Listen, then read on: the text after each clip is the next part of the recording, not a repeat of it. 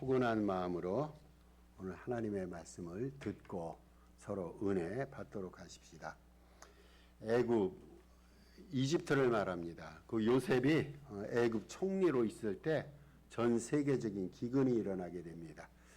그 당시에 성경상으로 기록된 기근이기 때문에 얼마만큼 그것이 심하고 중했는가는 우리가 알 길이 없어요. 근데 전 세계적인 기근이라 말합니다.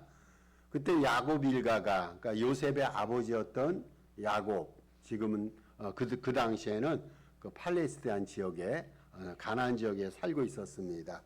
이 야곱 일가가 기근을 피해 가지고, 물론 그 요셉이 요청을 한 거예요. 요셉이 애굽의 총리 대신 누렸으니까 아버지와 식구들에게 이 이집트에 내려와 살라고 요청을 하게 됩니다. 그래서 야곱 일가가 기근을 피해서 애굽으로 내려가게 됩니다. 내려가서 거기서부터 계속해서 애굽에 살게 되는데 400년 동안을 살게 되는 거예요. 그 후손들이 400년 동안 애굽 땅에 살면서 일가를 이루게 되고 그 민족이 크게 번성하고 강해지게 됩니다. 처음에는 식구들이 내려왔어요. 그 이스라엘 민족의 일단의 식구들이 내려왔는데 점차적으로 시간이 흐르면서 그 식구들이 민족 공동체로 발전하게 됩니다. 세월이 많이 흘러가게 됩니다.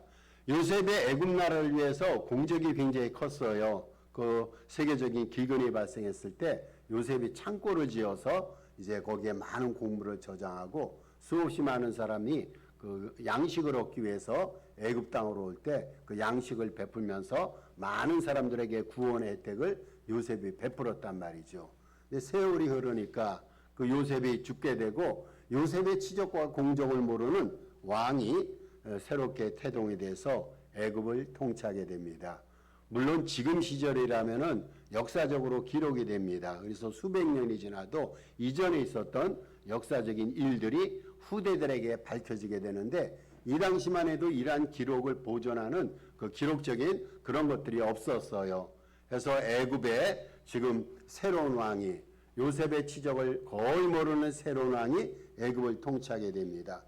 그런데 이 새로운 왕이 가만히 보니까 이스라엘 백성들이 계속해서 번성하는 거예요. 이스라엘 백성들이 계속해서 성장해 나가니까 이 왕이 이스라엘의 번성을 두려워해서 이를 막기 위해서 일을 시키게 됩니다. 이게 무슨 일을 시키게 되냐면은 그 당시 국고성이었던 비돔성이 있습니다. 람셉 성이 있습니다.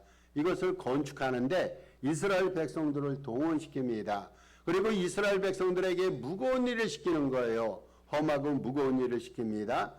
시키되 무슨 일을 시키냐면은 흙 이기기, 흙 이기기가 뭔지 모르겠어요. 성을 만들 때 진흙으로 그 당시 벽돌을 구워서 만들게 되는데 아마 흙을 이겨서 그런 유의 일인 듯 싶습니다. 벽돌 굽기를 시킵니다. 그리고 농사짓기 일들을 시킵니다. 여러분 이런 일들은요 기본적인 기초적인 일들이에요. 머리를 쓰지 않아도 단순 노동입니다. 근데 그 단순 노동이 굉장히 힘들단 말이죠. 머리를 쓰는 일은요 육체적인 힘을 가하지 않아도 됩니다. 근데 머리를 쓰지 않은 기초적이고 단순한 일들은 굉장히 많은 육체적인 에너지를 필요로 하게 됩니다. 이러한 일들을 이스라엘 백성들에게 어미시키면서 그 당시에 애굽 왕이 어떠한 전략을 짜냐면은 고급 기술을 이스라엘 백성들이 습득하는 것을 원천적으로 봉쇄하게 됩니다. 그 두뇌를 안 키우는 거예요. 두뇌를 키우면은 이스라엘 백성들이 더 크게 반란을 일으키고 애굽을 힘들게 하리라라고 생각하면서 기초적인 일들은 어미시키면서 그 당시에 고급 기술을 습득시키는 일을 결단코 시키지 않습니다. 여러분 애굽 왕은요 이게 일단의 자기의 지혜입니다. 애굽 왕은 그렇게 하는 것이 이스라엘 민족의 번영을 막는 지혜로운 처사라 여기면서 결단코 힘든 일이지만 그 고급 인력, 고급 기술의 일을 백성들에게 시키지 않습니다. 그런데 이스라엘 백성들은 이상하게도 힘든 일로 인해서 고통을 받고 학대를 받으면 받을수록 민족이 더 번성해지는 거예요. 민성이 더 강성해집니다. 아주 놀라운 일입니다. 이에 따라서 애굽 왕과 애굽 사람들은 근심이 더해지는 거예요.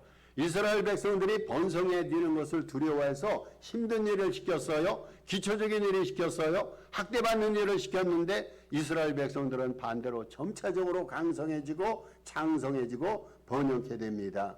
그러니까 이에 반해서 애굽 사람들이 얼마나 큰 두려움을 갖게 됩니까? 여러분, 이스라엘 백성들이 번성한 이유가 뭘까요? 학대를 받았어요. 고통을 받는데 이스라엘 백성들은 계속해서 쭉쭉 성장하고 강성하게 창성해집니다. 그러면 이스라엘 백성들이 기본적으로 정말로 똑똑하고 어떤 육체적인 능력과 지혜와 힘이 있어서 백성들이 그렇게 자라고 성장했을까요? 그게 결단코 아닙니다. 이스라엘 백성들이 번성했던 이유는요, 한 가지 이유예요. 하나님의 은혜입니다. 하나님의 은혜. 하나님께서 이스라엘 조상들과 맺은 언약 때문이에요.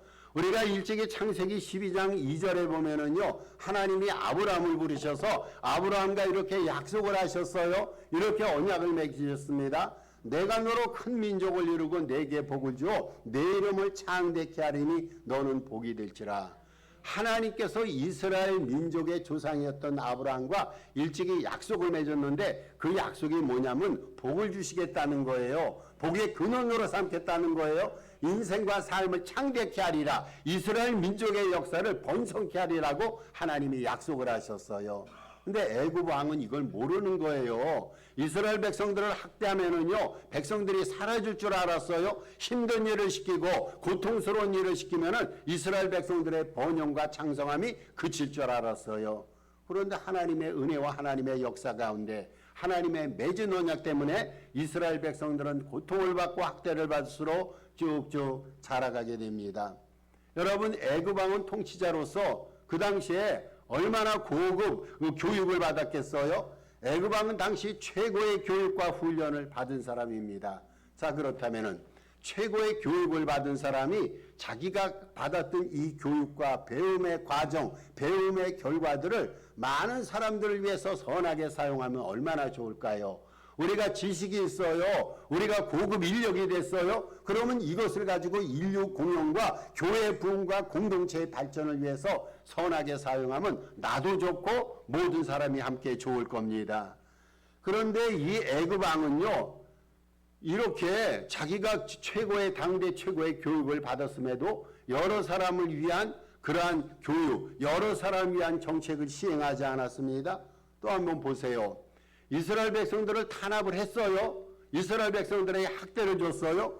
그런데 저들이 탄압하면 탄압할수록 저들은 더욱더 번성하는 신비한 일을 애굽 왕이 지금 목도하고 있단 말이죠. 그렇다면은요, 애굽 왕은 뭔가 깨달아야 돼요. 내가 그토록 고통을 주고 학대하는 이 민족이 이렇게 자라가는 모습을 보면서 뭔가 여러분 새롭게 깨달아야 되지 않을까요? 그리고 회개하면서 계획을 바꾸고, 그렇다면 이스라엘 믿는 하나님에 대해서도 한편으로는 애굽 왕도 생각을 하면 얼마나 좋았을까요? 그러면 자기 영혼도 좋고 모든 사람에게 더불어 좋지 않습니까? 그런데 애굽 왕은요, 전혀 그럴 생각도 없었고 그러지도 않았습니다.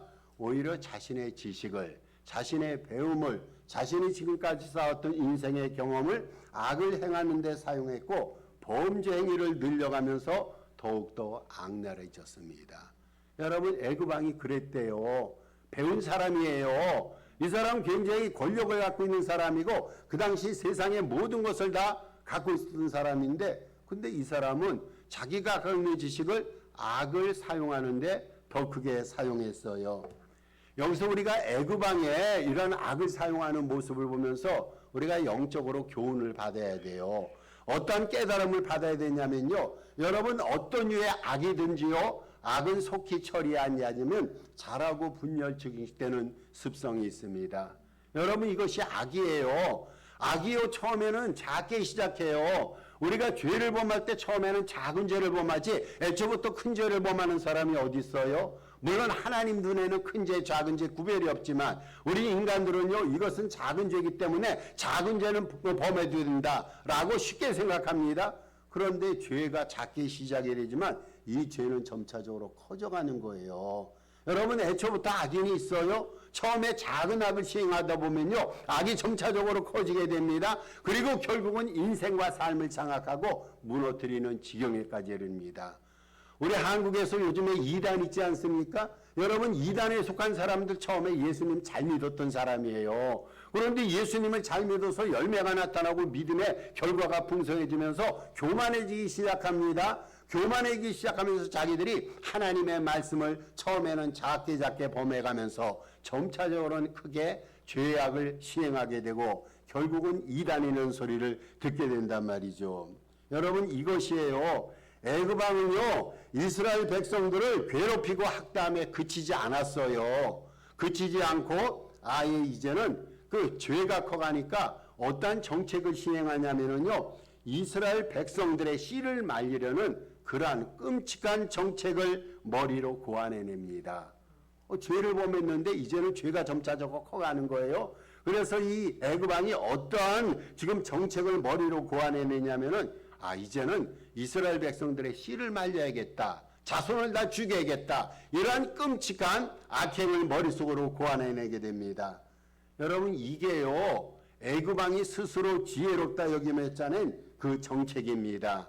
자기는 이것이 지혜롭다 생각하면서 이것이 자기에게는 이익이 된다 생각하면서 머릿속에 짜낸 그 정책이 남아들을 다 죽이는 거예요.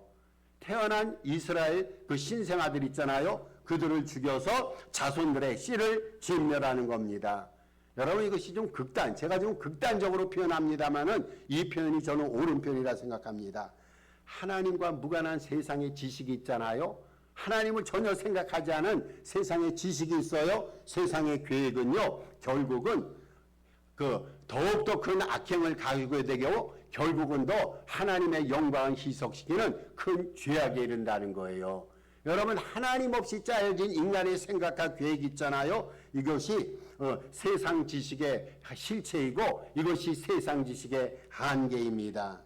하나님 없이 자기 본의로 짜여진 계획이 있어요. 이것이 비록 조그만 것이라 할지라도 이 하나님 없이 짜여진 것은요, 자신의 영혼은 물론이거니와 주변 사람들에게도 큰 위해를 가하게 됩니다. 이것이 오늘 영적으로 애굽왕의 이 잘못을 통해서 우리가 배울 수 있는 교훈이 됩니다.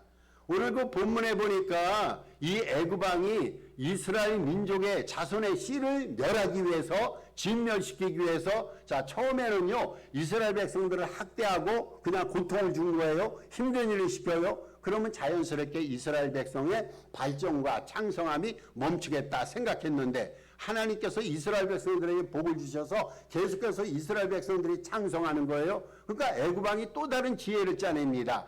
그럴 것이 아니라 학대와 고통을 주는 것이 아니라 아예 이스라엘의 신생남아들을 다 죽여서 자손의 씨를 멸하겠다. 이런 끔찍한 지혜를 자기의 머리로 고안해냈단 말이죠.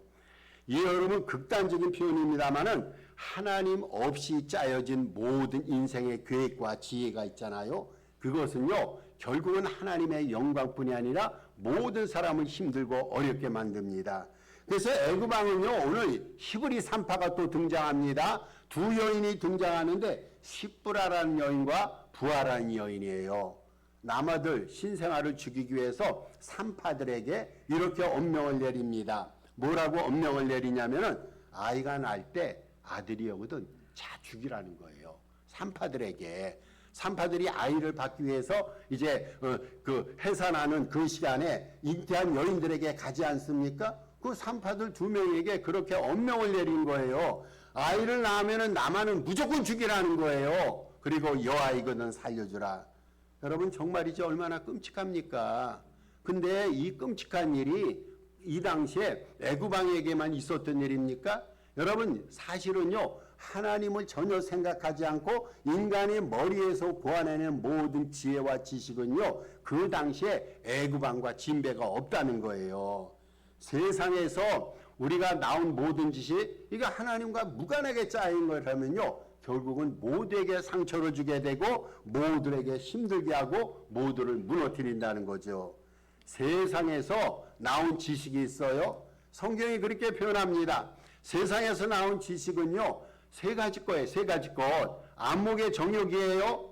육신의 정욕이에요. 이생의 자랑입니다. 여러분, 이 세 가지 것들 우리가 수없이 들어봤어요. 우리의 육신으로 정욕을 꿈꾸고 육신으로 죄를 짓습니다. 이게 세상에서 나오는 지식이라는 거예요. 세상에서 나오는 지식은요, 결국은 육신의 정욕과 안목의 정욕과 이생의 자랑으로 귀결되는데, 여러분, 이러한 세 가지 죄를 우리가 범하면서 과연 우리가 거룩하고 착한 삶을 살아갈 수가 있을까요? 이것은 인생을 거룩하게 살아가는데 전혀 도움이 되지 못합니다. 다시 말씀드립니다. 하나님이 전혀 없어요. 우리는 그 대신 많이 배웠어요. 인간의 지식과 지혜를 가지고 좋은 계획을 짜냈어요. 나는 좋은 계획이라 생각하며 그 계획을 실행해 나가는데, 결국엔 그 계획들이요, 육신의 정욕과 안목의 정욕과 이생의 자랑이 돼서 결국에는 거룩하고 성결한 삶에는 하등의 도움이 안 된다는 겁니다. 이렇게 생각해 보십시다. 여러분, 이 세상에서 착한 사람이 있을까요?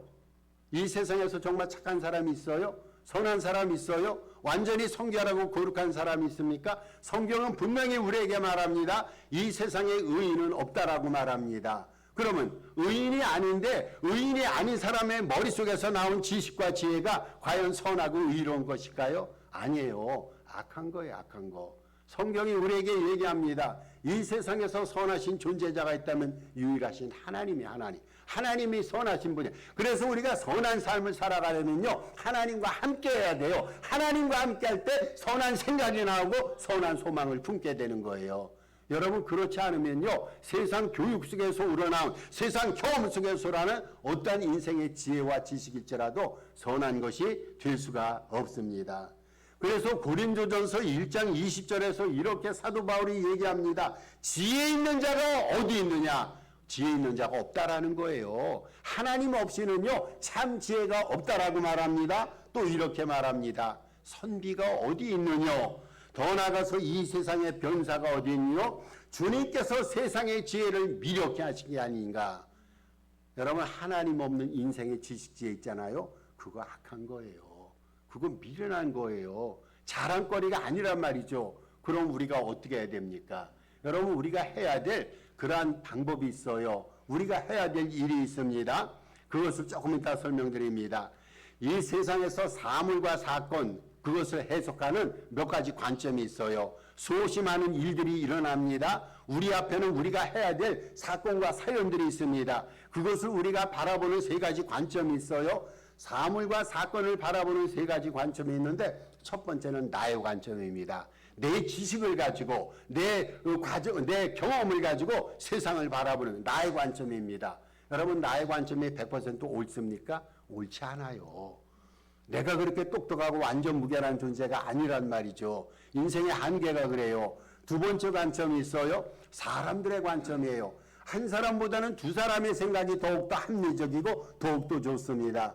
여러분, 그렇다고 해서 사람들의 관점이 100% 옳습니까? 아니에요. 이 세상에는요, 집단적 오류라는 것이 있어요. 집단적. 모든 사람이 함께 오류를 범하는데 사람들은 거기에 동의하니까 그것이 옳다라고 여깁니다. 근데 사람의 머릿속에서 우러나오는 것은요, 성경이 그렇게 고발합니다. 악함과 폐괴와 강포가 가득하고 부패한 것이라. 여러분, 여러 사람들이 함께 악을 범해요. 하나님 없을 때는요. 이 사람들의 관점도 옳지가 않습니다. 세 번째 관점이 있습니다. 우리가 배워야 될 관점이에요. 세 번째 관점은요, 하나님의 관점이 하나님의 눈으로 보는 거예요. 하나님의 마음으로 보는 거예요. 우리가 무슨 일을 계획할 때 먼저 하나님 앞에 이렇게 기도해야 돼요. 내가 이 일을 하는데 하나님의 뜻에 부합한 것인가? 내가 이 사람을 만나는데 하나님이 정녕 원하시는 그러한 만남의 사람인가? 하나님의 관점에서 사건을 해석하고 하나님의 관점에서 일을 하고 하나님의 관점에서 사람도 만나는 거예요. 나의 관점 옳지가 않습니다. 사람들의 관점, 여기도 오류가 있어요. 중요한 것은 하나님의 관점입니다. 여러분, 참 지혜는 다른 게 아니에요. 참 지혜는요, 자신의 배움과 관점에 따른 분별력을 가지고 지혜를 행사하는 것이 아니라 하나님의 관점에서 오는 분별력이에요. 하나님의 관점에서 사물을 바라보고 사건을 해석하면 그게 올바른 거란 말이죠. 여러분, 모든 것을 하나님의 관점에서 보면요, 더 가치 있고 더 중요하고 더 긴급하고 더 영적인 것을 분별해낼 수가 있습니다. 나의 관점, 사람들의 관점, 그러나 하나님의 관점이 더 중요합니다. 우리는 그래서 하나님의 관점에서 생각하고 하나님의 관점으로 살아가는 이런 지혜가 우리에게 필요합니다. 여러분 히브리 3파로 다시 돌아가십시다. 두 명의 히브리의 3파는 그 애굽 왕으로부터 엄명을 받았어요. 나말을 다 죽이라. 그러면요 지금 선택권이 두 가지밖에 없어요. 나말을 죽이든지 나말을 살리든지. 이 선택권을 이들이 갖고 있어요. 그런데 이 3파들은요 왕의 명령을 거역해서 만약에 나말을 살려둔다고 가정하십시다. 그럼 어떻게 됩니까? 죽는 거예요. 나말을 살려두면요 자기 죽어요. 자기만 죽습니까? 가족도 죽어요. 가족만 죽습니까? 그 당시 친지까지 죽이게 됩니다. 목숨의 생사 여탈권이라고 그러죠. 생사 여탈권을 애굽 왕이 쥐고 있는 거예요. 두 명의 히브리 3파들은요 힘이 없어요. 아무런 권력이 없어요. 왕의 명령에 시키는 대로 해야 됩니다. 이 생사 여탈권이 바로 애굽 왕에 있습니다. 그러니까 애굽 왕이 얼마나 무서웠겠어요. 여러분 무서운 존재 아닙니까? 지엄한 권력을 가진 왕이 명령하는 거예요. 앞에서 남바가 태어나거든 그냥 그 자리에서 죽이라고, 어떤 식으로 죽이라는지 세밀히 얘기는 않습니다만은 죽이라고 명령을 내리니까 얼마나 무서웠겠습니까? 여러분 무서운 존재가 우리에게 있어요. 근데 이 히브리 두 명의 3파는요 왕의 명령에 불복을 했어요. 왕이 무서워요. 여러분 두려워요. 근데 두려움에도 불구하고 왕의 명령을 안 들었어요. 왜 그렇습니까? 이유가 있어요. 왕은요 육체의 생명만 죽일 수가 있어요. 그렇잖아요. 근데 영혼은 못 죽여요. 이 히브리 여인이 오늘 뭐라고 말하냐면요 애굽 왕도 두렵지만 애굽 왕보다 더 두려운 하나님의 존재에 대해서 경외했다고 말합니다. 이 3파는요 하나님을 경외했어요. 하나님이 두려운 거예요. 왜 그렇습니까? 애굽 왕은 목숨만, 인간의 육체만 죽일 수 있지만 하나님은요 목숨과 생명까지 함께 죽일 수 있는 무서운 분입니다. 마태복음 10장 28절에서 이렇게 말합니다. 몸은 죽여도 영혼은 능히 죽이지 못하는 자들을 두려워하지 말고, 여러분 두려워하지 말라라고 말합니다. 애굽 왕도 두려워할 이유가 없어요. 세상의 권력도 두려워할 이유가 없어요. 누군가가 그릇된 언명을 해서 그 언명을 만약에 어기면 목숨이 죽을 지경에 처한다 할지라도 그들 두려워하지 말라라고 말합니다. 우리는 누구를 두려워해야 됩니까? 몸과 영혼을 능히 지옥에 멸할 수 있는 이 누굽니까? 하나님입니다. 여러분 우리의 경배 대상, 우리의 경외 대상, 두려움의 대상이 있다면 사람이 아니란 말이죠. 권력을 갖고 있는 자, 세상의 모든 것을 갖고 있는 자가 두려움의 대상이 아니란 말이에요. 우리는 하나님을 두려워야 돼요. 여러분 하나님을 경외하면, 하나님을 두려워하면 어떻게 하나님을 두려워하면서 악을 범할 수가 있어요? 문제는 하나님을 두려워하지 않으니까 마음대로 사는 거예요. 마음대로 살다 보니까 죄를 범하게 되고 더욱 끔찍한 악을 범하게 됩니다. 이 두 3파 있잖아요. 이 두 3파는 모든 것을 하나님 앞에 맡겼어요. 하나님이 두렵거든요. 더 이상 왕에 대해서 두려움을 가질 이유가 없었다 생각하면서 하나님만을 두려워하면서 그 결론이 뭡니까? 남아도 살리고 여아도 살렸어요. 다 살린 거예요. 하나님을 두려워하니까 살리잖아요. 하나님을 두려워하니까 사랑의 마음이 생겨요. 하나님을 사랑하니까 선하고 아름다운 마음, 따뜻한 마음이 심령 속에 부어지더란 말이죠. 여러분 이것이 히브리 두 명의 3파의 관점이 하나님의 관점에서라는 절대 믿음이며 이것이 지혜입니다.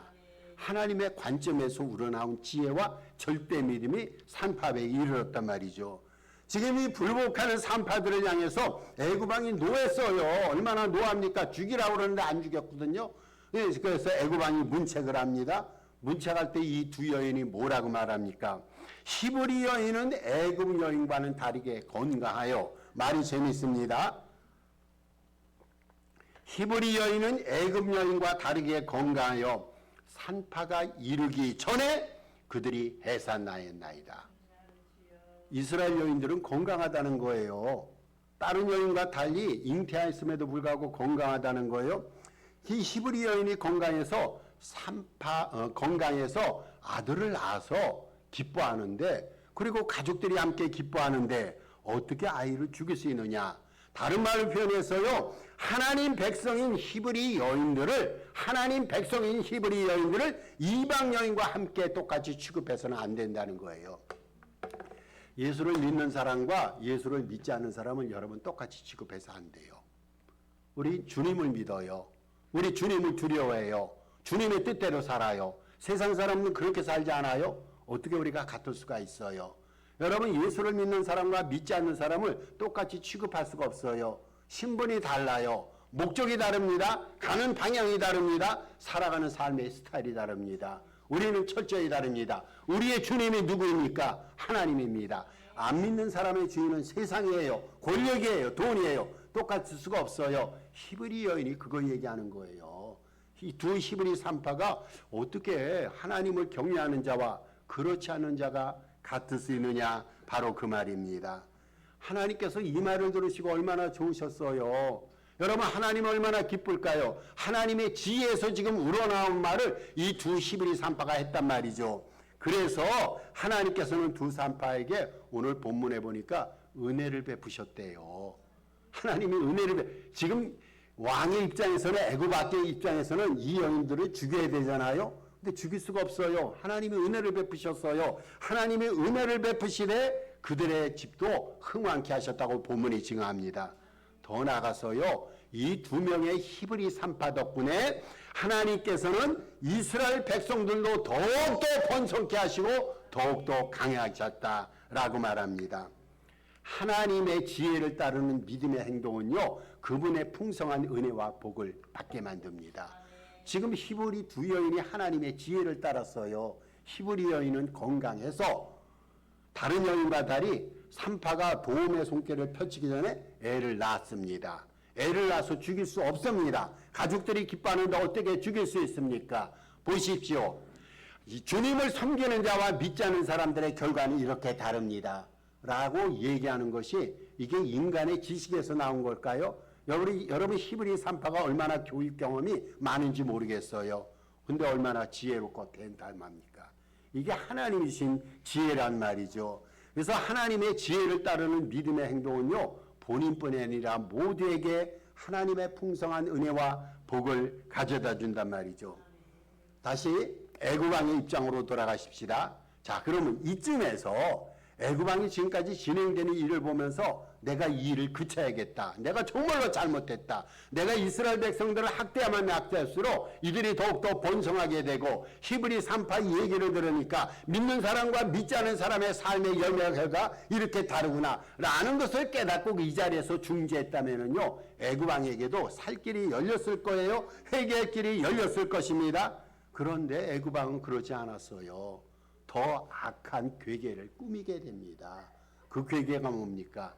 지금까지는 히브리 두 산파에게만 얘기해서 아이를 낳을 때 그 자리에서 나마를 죽이라 라고 얘기했어요. 근데 이제는 무슨 명령을 내리냐면 온 애굽 사람들에게 얘기하는 거예요. 온 애굽 사람들에게 이스라엘의 남아들이 태어나거든 그 아이들을 강가에 던져버리라는, 강가에 던져버리라. 여러분, 이제는 범위가 확대됐잖아요. 죄 위에 죄를 져요. 하나님의 진노에 진노를 쌓아갑니다. 왜 그렇습니까? 이것이 하나님 없는 인간의 지혜에서 우러나오는 악한 괴계란 말이죠. 이렇게 끔찍하게 죄 위에 죄를 지어요. 하나님의 진노에 진노를 쌓아갑니다. 여러분, 주님을 혐오하시는 죄인의 길이 바로 애굽 왕과 같은 길입니다. 그런데 또 은혜가 되는 것이 있어요. 지금 애굽 왕은요, 계속해서 악해집니다. 계속해서 악한 괴계를 꾸밉니다. 그런데 하나님은 종종 인간의 악행도 사용하십니다. 지금 바닷속에, 지금 강속에 던져진 이스라엘 아기 중에는요, 장래 이스라엘 지도자 모세가 있었어요. 애굽 왕은요, 악한 계획을 실행을 하면은 민족의 씨가 다 진멸될 줄 알았어요. 그래서 아기들을 낳았잖아요. 이스라엘 아기들을 강가에 던집니다. 그런데 그 아기들 가운데 모세가 있었어요. 모세가 자기는 악한 괴계라고 일을 시행했는데 우리 하나님께서는 인간의 악행까지 하나님의 지혜로 바꾸어 가시는 분입니다. 여러분, 하나님의 지혜는요, 부유하고 풍요함이 이루 말할 수가 없어요. 측정할 수 없을 정도로 하나님의 지혜는 크고 위대합니다. 따라서 우리가 하나님의 지혜대로 삶을 살아야 돼요. 여러분 하나님의 지혜도 예수님을 믿고 하나님의 지혜를 받아서 교회 생활하고 하나님의 지혜를 받아서 주님의 일을 감당해야 됩니다. 인생을 살아가면서 결단해야 될 때가 많이 있어요. 인생의 문제 때문에 하나님 앞에 기도하고 선택할 때가 있습니다. 여러분 그때 우리는 어떻게 합니까? 애굽 왕처럼요 자신의 지혜를 고집해서는 안 돼요. 애굽 왕은 인간의 지혜를 고집했어요. 자기는 것이 똑똑하다 생각했어요. 이 지혜대로 하면은 인생이 잘 될 줄 알았어요. 그 애굽 왕처럼 자신의 지혜를 고집하지 말고 히브리 산파처럼 하나님이 주신 지혜를 따라야 됩니다. 어떻게 우리가 하나님의 지혜를 받을 수 있을까요? 하나님을 인정하고 경외할 때 여러분 방법이 쉽습니다. 우리가 하나님을 경외하고 하나님을 인정할 때 하나님의 지혜를 얻게 됩니다.